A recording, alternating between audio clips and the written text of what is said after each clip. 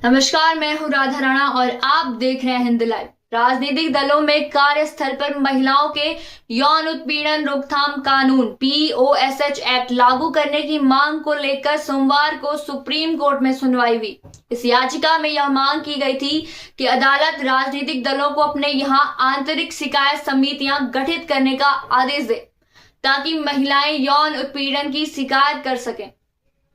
Supreme court में इस मामले की सुनवाई न्यायमूर्ति सूर्यकांत और न्यायमूर्ति मनमोहन की पीठ ने की। अदालत ने याचिकाकर्ता से कहा कि पहले वह चुनाव आयोग के समक्ष अपनी मांग रखें।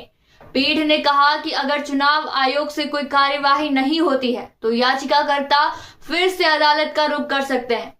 याचिकाकर्ता की ओर से पेश वरिष्ठ वकील शोभा गुप्ता ने कहा कि राजनीतिक दलों में भी कार्यस्थल पर महिलाओं का यौन उत्पीड़न रोकने के लिए कानून लागू होना चाहिए। उन्होंने यह भी कहा कि राजनीतिक दलों में आंतरिक शिकायत समितियां गठित की जानी चाहिए ताकि महिलाओं को अपनी शिकायत दर्ज करने के लिए एक मंच भी मिल सके।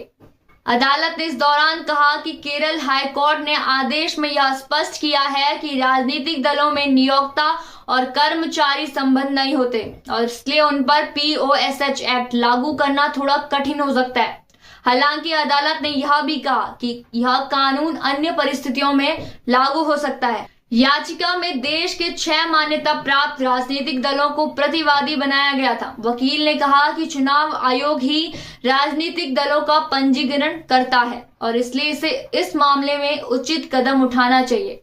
इस पर सुप्रीम कोर्ट ने कहा कि याचिकाकर्ता को पहले चुनाव आयोग के पास जाना चाहिए और अगर वहां से कोई कार्यवाही नहीं होती है तो वह फिर से कोर्ट में आ सकते हैं।